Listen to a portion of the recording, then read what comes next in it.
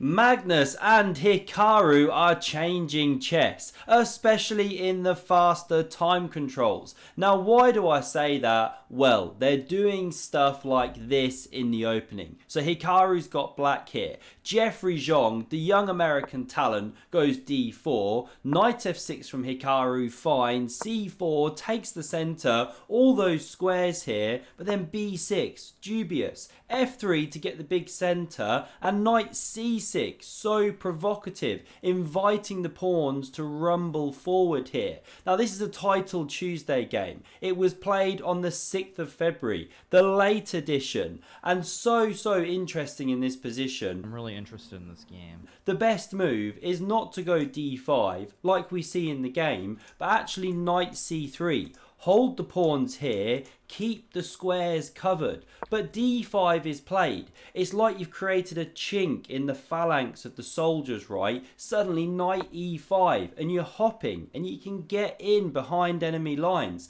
Now, in a way, it's weird because e4 looks amazing. How can this possibly be an equal game or even slightly better for black as it's showing here when white's just dominating the center? All black's got is a couple of drunken stumbling knights. Well, it seems that you've created a lot of holes here that the pieces can occupy because you never yet pushed pawns. So after e6, Hikaru now carries on this dark squared strategy here because he's looking to develop the bishop. We get knight c3 and bishop b4 on the board. At times, although that bishop's amazing, you do want to chop it for the knight and ruin the pawn structure here. Then c4 can get weak. Picture stuff like this, c6, open the file or something, etc. So bishop d2 covers the knight. Now we get castles, a3 played, and the bishop nudges back here. You can no longer ruin that structure over there. Clock times on the left, by the way. They start with 3 minutes, but get 1 second back per move, which is called increment. So we get knight h3 on the board here. Why would you go to the edge of the board? Knight on the rim is dim. Well, if you came this way to e2, you block the bishop, which is covering the pawn, and then it drops off. Why not kick the knight? Whoops, f4. Well, then it finds a home on g4. And then these squares look insensitive. So that's why Jeffrey comes here. We get captures in the center. Pawn recaptures d6. More dark squared play. Hang on, aren't you running into b4? Well, look, b4 you leap. Bit of a dad joke there, because now you can go bishop d4. You're weakening more squares here. You know, you don't always want to push pawns. It can create a lot of holes behind. So instead, knight f2, keeping an eye on this sensitive square. We get knight h5 now from Hikaru, looking to open up this f pawn. More dark squared play. Bishop e2, f5, and it's not fun for white here. Queen c2 is best, but Jeffrey takes, the bishop recaptures here, castles, and queen h4. Look at this dark squared symphony. Mozart would be proud of it. Now hang on a minute, aren't you running into g4 here, winning a piece simply? Well, no, there are too many problems. Bishop g4, whoops, why isn't that playing? There we go, bishop g4, and the king is getting ripped to shreds, because if you capture, the line was the same if you'd done it on the last move, by the way. Well, then there's so many attacking ideas. The simplest is just win back your piece here with check. Obviously, if captures, then the rook flies in and you're getting mated over here. Completely game over. So no g4. Instead, we see queen c1, queen a4, the best defensive move, going for a weird kind of exchange, supported by the knight. But this one played looks for bishop g5 potentially, although the queen can find a square here. But now Hikaru goes knight d3, and because of the pressure on the knight on f2, taking is forced. Bishop recaptures, rook hits. Why not save it? Bring it to the open file. Excuse me.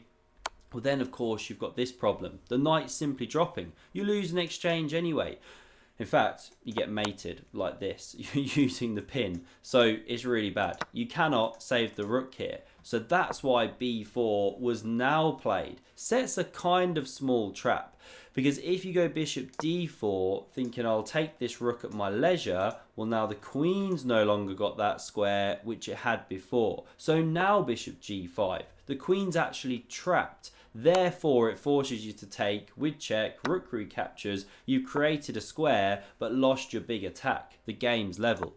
So Hikaru sees this, doesn't touch the bishop and takes on f1. He's already a minute ahead on the clock here. Crazy after such an opening. We get captures on c5, best move. The bishop slides all the way back to a6. You could have also taken on g2 if you really wanted to get fancy. Then queen f6 going after this pawn is a slow motion attack because white can defend, but you just keep bringing pieces.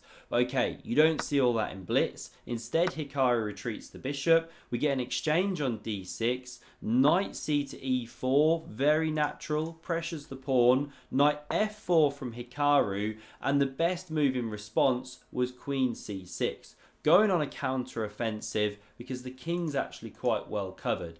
These knights here, as Hikaru would say, are doing a great defensive job, especially the e4 one, covering key squares here, got a bit of a stutter, that the queen and rook would love to pivot from. Told you I've got a stutter. So we see takes on f4 played though. Jeffrey didn't go queen c6. A liquidation happening. Not ideal when you're in exchange down and you want complications. Now rook c1. Yes, you could have taken the pawn. It was a playable move, but Jeffrey wants the open file. He's making split-second decisions. Bishop b7 from Hikaru, counter-attacks on d5, and now knight d3, springing back into the game. So rook f5, more pressure on the pawn. Surely now you take here. Fork these two. Well, here's the response. Yes, you pick up the bishop, black gets the knight, but when the smoke clears, you're just an exchange down here. Black is doing great. So that one wasn't played. Instead, knight b4 covers this pawn. Rook e5, a strong move now, but Hikaru takes the pawn. And there is a small problem with this. Maybe he saw it and wanted this liquidation, but after knight g3, hitting the rook, rook g5 to stay with the bishop, well, now there's f4, and that rook has run out of squares if it wants to keep defending the bishop. So you're forced to play this. Pawn recaptures, save your bishop, but now material's almost level. Black is only a pawn ahead. White invading is a bit more of a game on. a5 played, the knight driven in, comes to c6. Now b5, excellent move. Create a passed pawn here. Different knight hops available. You know, you can come here with check. But knight d4 re-centralizes, hits b5. The pawn advances, takes, pawn recaptures. You'd love bishop b7 coming behind, but this is a dangerous sniper. Centralized, wonderful piece. So f5 played. Jeffrey wants play around the black king. We get rook b8. Hikaru's rolled out the red carpet, wants to go and accept that Oscar. We get rook e7, hitting the bishop, bishop d3, and now knight c6 picks up a tempo on the rook. It comes to b6 to stay with the pawn here. The knight moves once more, and do not blunder with the move of pawn b3. You'd have just lost the game in one. That's a checkmate. The attacking force of knight and rook is tricky. Knight and queen even worse, right? Now that's why then h5 was played. Now if you check, the king runs away. So what do we see? Oh, we do see check, sorry. Now king h7, but here we see some tricky tactics.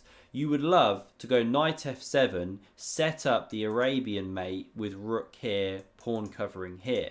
But then this pawn will drop. So first, rook f8 holds the pawn. Now b3 played. Again, you can't go knight f7 or the pawn drops. You've intercepted the defense. So what does Jeffrey do? Knight e6. And if you go b2, this is such a cool checkmate. Combines a couple of themes here. Look for the mate in 3 if you want to do so. Test your attacking skills. These are the kind of patterns you really want to know and remember, you know, this sort of thing. So the way to deliver the mate is with knight g5 check. The king's only got one square, and now no good to check here. The knight drops, but you check here from f7. These squares covered, pawn covers here. You know, you have to have the pawn. It's key to this whole thing. King back. Now you deliver the Arabian mate. Lovely variation. Of course, Hikaru sees it though. He takes the pawn on f5, giving up a minor piece, yes, but b2. We see this forcing resignation. That pawn is going through. But I tell you what, Magnus and Hikaru playing these wacky openings, they're really changing the way I look at blitz chess here. Opening's not so important. It's what you do afterwards, right? If you enjoyed, smash subscribe, really helps me out. And for another epic game of chess by Hikaru entitled Tuesday, check out this incredible video on screen. Thanks for watching and see you soon.